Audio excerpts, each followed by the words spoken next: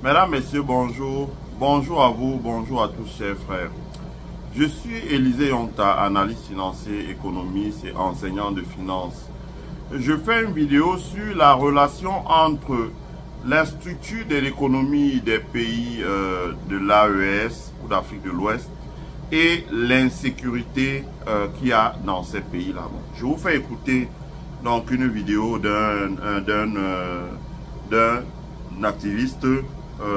Il parle du Togo, certes, mais la réalité est la même. Et après, je reviens pour que nous puissions faire le décryptage. Le tonton Fort Yassimbe du Togo, il est en train de dire que toute la jeunesse en Afrique de l'Ouest ici là, nous on ne réfléchit pas avant d'agir. Écoutez ça non, et puis je reviens. Dans ma région, ma sous-région d'Afrique de l'Ouest, je vis les conséquences désastreuses d'une jeunesse ou d'un jeune, comme il a dit, qui n'arrive pas à réfléchir avant d'agir, qui ne se maîtrise pas. Vous avez bien écouté, non? Maintenant, voilà ce qu'il a dit avant de dire que la jeunesse agit sans réfléchir. Écoutez. Les personnes qui sont recrutées pour commettre des actes terroristes, ce sont essentiellement des jeunes. Ces jeunes acceptent cela parce qu'il y a la radicalisation, il y a l'extrémisme violent. Quand ils n'ont pas un métier, quand ils n'ont pas un travail, ils sont livrés à eux-mêmes. Donc quand les terroristes essaient de les recruter, ils acceptent. Parce que pour eux, c'est une alternative. Quand ils acceptent, ils sont formés, ils ont une arme.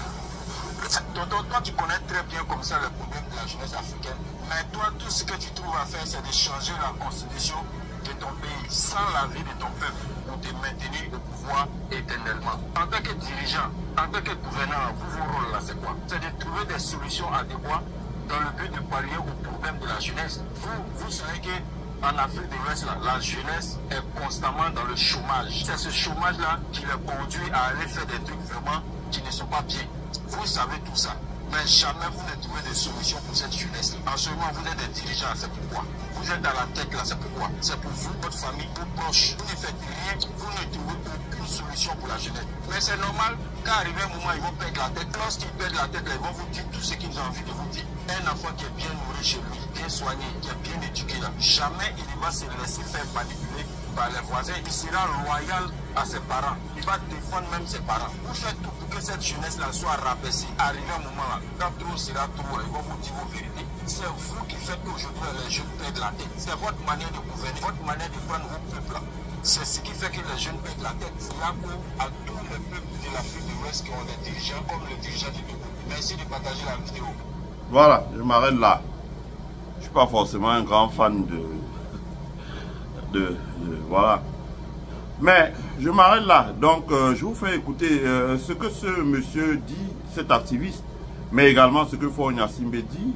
C'est vrai. C'est que il y a une relation entre l'insécurité. Quand vous avez des économies qui sont bâties sur la rente, qui sont bâties sur la criminalité, et avec un très fort taux de chômage, qu'on maquille constamment avec des faux chiffres qu'on envoie au Bureau international du travail, ça donne ce que ça donne là dans les pays africains.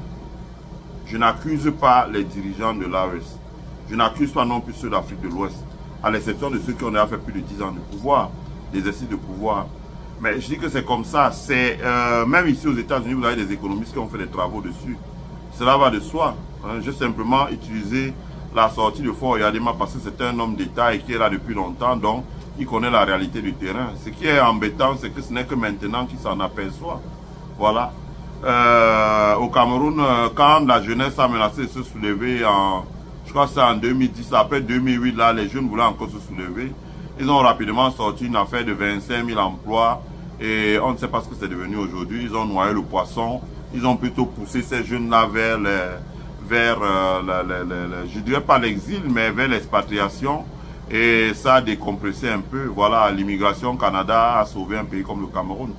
Mais l'immigration Canada a sauvé un pays comme le Cameroun. Pourquoi ça vous étonne? C'est la vérité.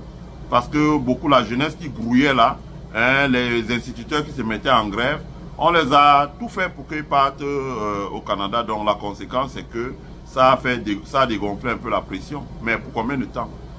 Si vous voulez, quand vous avez un pays où l'économie repose sur l'agriculture, sur le bâtiment et les travaux publics, sur l'industrie, sur les services à haute valeur ajoutée,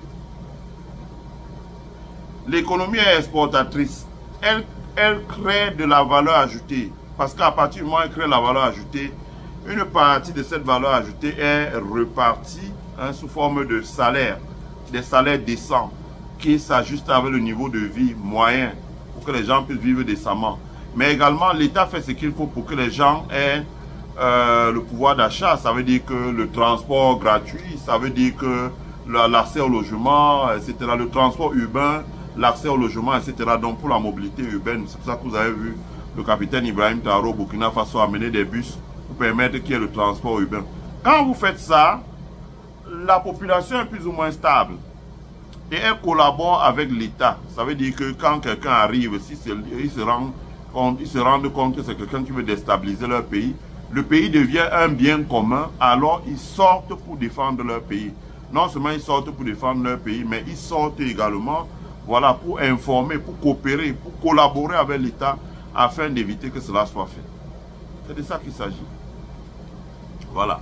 Donc quand vous venez imaginer un jeune qui est dans un village, il a 20 hectares de culture maraîchère, même seulement 10 hectares de culture maraîchère, et qu'il a l'irrigation, et qu'il peut produire 3 fois l'an. Donc il peut mettre par exemple à terre les oignons, récolter, après mettre à terre les pommes de terre, récolter, après mettre à terre par exemple, je sais pas moi, le piment ou le gingembre, récolter. Bon, quand il peut faire ça là, s'il peut produire 3 fois l'an, et que sur chaque production qu'il a, il a par exemple, ou bien mettre le tournesol, chaque production il a 7 millions, il produit 3 fois l'an, il a 21 millions.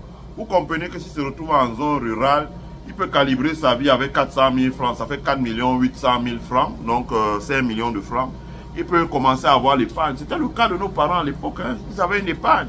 Je me rappelle très bien, les papas quoi, ils partaient de Manjo, ils arrivaient à Douala, non Manjo c'est en zone rurale dans le Mongo. Ils venaient à Douala, ils venaient payer la voiture. Cash. Ils allaient à Camille Toyota là. Ils payaient la pick-up double cabine là. C'est ce qui s'est fait beaucoup nos papas là. Pick-up Hilux, Toyota Hilux double cabine. Ils payaient ça, on disait 18 millions. Ils payaient content. Ils arrivaient avec l'argent. Ils dormaient avec l'argent sur le matelas. Le matin, très tôt, ils allaient avec le père. Ils payaient la pick-up cash.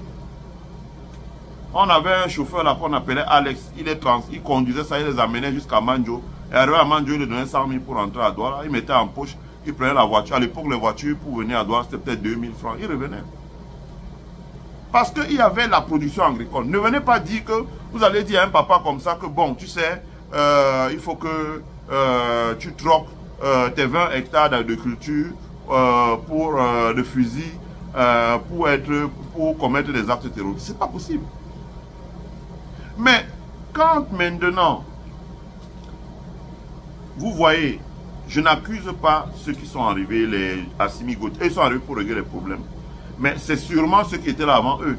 Quand vous avez des économies qui ne se basent plus sur la zone rurale, c'est pour ça que moi j'ai dit dans les premiers directs et les premiers posts que j'avais fait sur ma toile, que parallèlement ou de manière concomitante, quand les dirigeants de l'AES commençaient à résoudre les problèmes d'insécurité, ils devaient rapidement lancer la production agricole pour occuper les populations dans les campagnes, pour les mettre au travail, pour les consacrer à la production et pour ramener les revenus dans les campagnes. À partir du moment où les revenus, le système de l'argent, ce n'est plus par exemple la contrebande, du carburant, la culture, de la drogue et des stupéfiants, le trafic humain, etc. À partir du moment où l'économie n'est plus basée sur ça, ce qu'on appelle la criminalité, qu'est-ce qui se passe? Très rapidement, ces gens vont coopérer avec l'État parce que quelqu'un qui a un poulailler de 2000 poules, 10 hectares d'agriculture et les animaux dont les moutons, les chèvres là, il en a peut-être 200. Ben, lui-même il est soucieux, il est demandeur de la sécurité dans le coin. C'est lui qui va vers les autorités et dit bon, on fait comment pour qu'il y ait la sécurité dans notre village. S'il est le chef d'un village, il y a 400 personnes comme ça. La sécurité, comment on dit, organisons-nous comme ça, informez-nous comme ça. vous êtes des VDP, 100 personnes prenaient des armes. Ils ont même les moyens d'acheter ces armes-là, de se défendre, d'avoir des radios pour faire appeler l'armée, etc., etc. D'avoir même un système de drones. Les petits drones là, c'est des caisses aujourd'hui pour faire décoller et surveiller en permanence leur village. Parce qu'avec ces drones là, ils peuvent voir par exemple sur 5 km autour du village, faire voler ça le matin, etc. Collaborer avec l'État. Mais quand dans ces États-là, la culture, c'est la culture parce qu'il n'y a pas d'entreprise. Il n'y a pas d'entreprise. Il n'y a pas d'administration. Il n'y a rien. L'économie locale, le système de suivi repose sur quoi? Ils cultivent par exemple le chanvre indien. Quand ils cultivent le chanvre indien, vous êtes dans une activité illicite. Quand vous êtes dans une activité illicite, vous n'avez pas intérêt à ce qui est la sécurité. Vous avez intérêt à ce qui est l'insécurité. Donc à partir de ce moment, vous travaillez avec les gens qui mettent en place l'insécurité. Parce que quand il y a l'insécurité, vous pouvez cultiver votre chanvre indien tranquillement et vous pouvez l'exporter en ville. Vous comprenez? Si c'est par exemple au Niger, bon ok, il y a les gens qui arrivent des pays situés sur la façade maritime.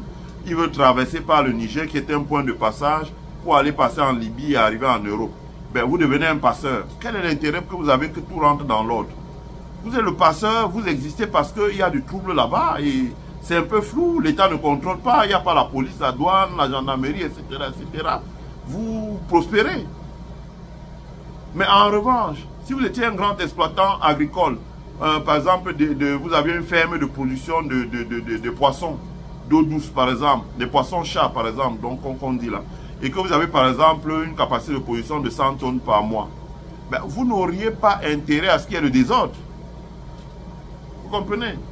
Ça s'appelle l'économie criminelle, le trafic de carburant, la culture et la vente de substances stupéfiantes, comme le chanvre indien, hein, la marijuana, le passage des personnes pour aller, etc. C'est ça.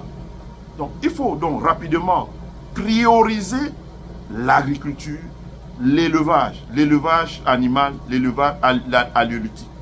Rapidement, parce que ça permet d'occuper des masses qui n'ont pas un niveau d'éducation qui est très élevé.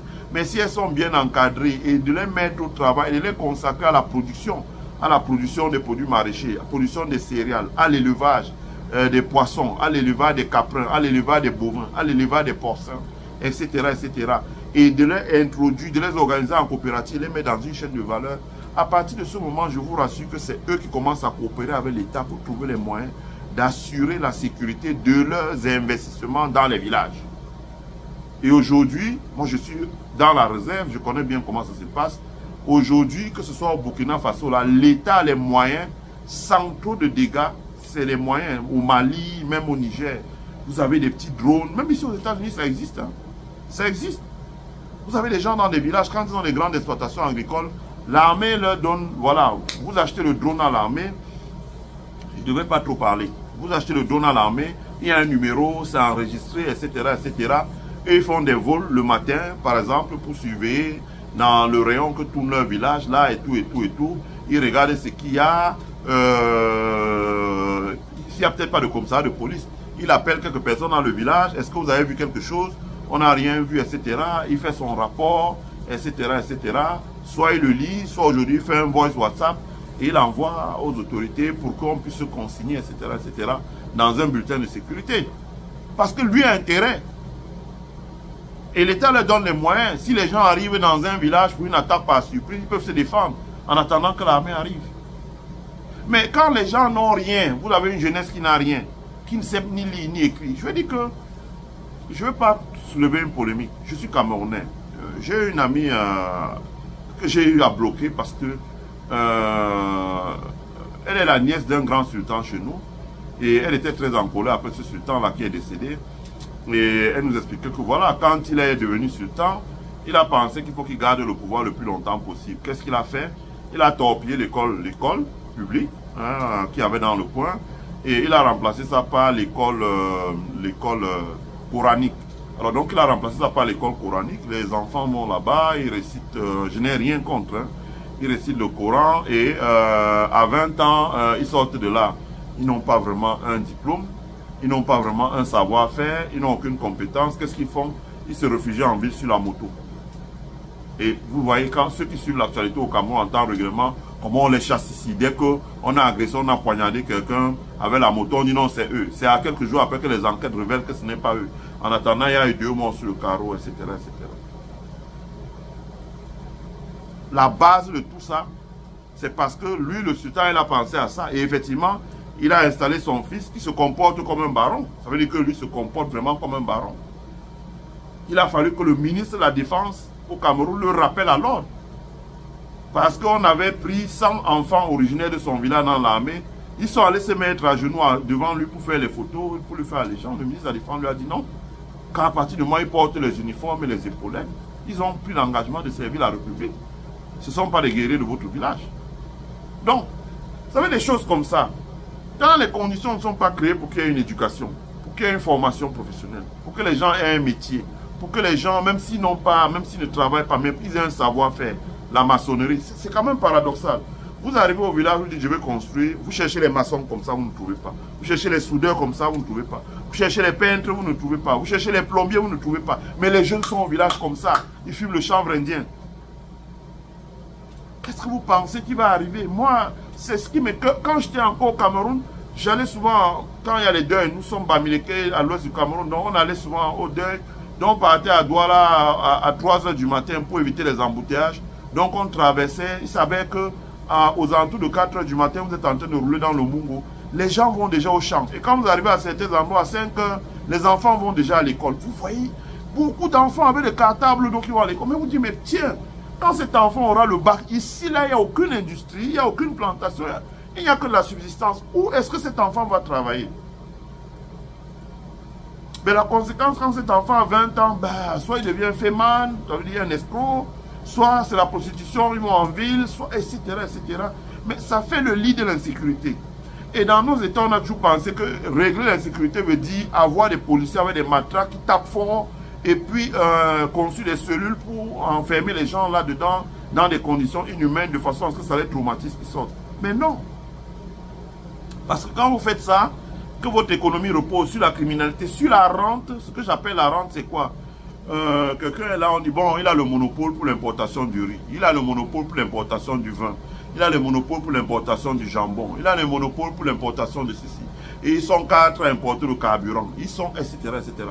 Ce sont des secteurs entiers, c'est la rente. Et quand vous investissez comme ça dans la rente, bah, la question maintenant qui se pose, c'est que à partir du moment où l'économie est rentière, elle ne crée pas de valeur ajoutée. C'est un spoil système. Ça veut dire qu'on prélève dans la poche des gens. Donc, pour pouvoir ramener la sécurité dans les zones du Sahel, c'est clair, il va falloir concentrer 50% des efforts sur l'équipement, l'organisation de l'armée, son équipement, etc., etc. Il va falloir mettre les 50 autres pourcents, comme on dit, rebuilding the economic capacity. Rebuilding, comment on dit, putting, en anglais, je vais dire ça en anglais, puis je peux traduire en français.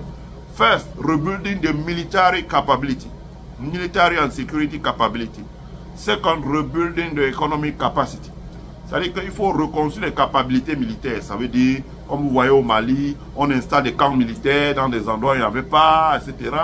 On installe des nouveaux camps militaires, on construit des nouveaux commissariats de police, on installe des pylônes pour le relais des communications, etc., etc.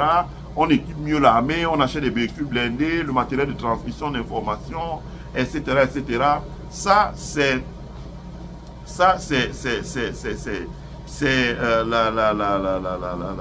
comment on dit ça? Ça, c'est la première phase. Mais il y a également la deuxième phase qui doit être faite concomitamment. La deuxième phase, c'est que les États doivent reprendre en main une économie et la centrer sur la production.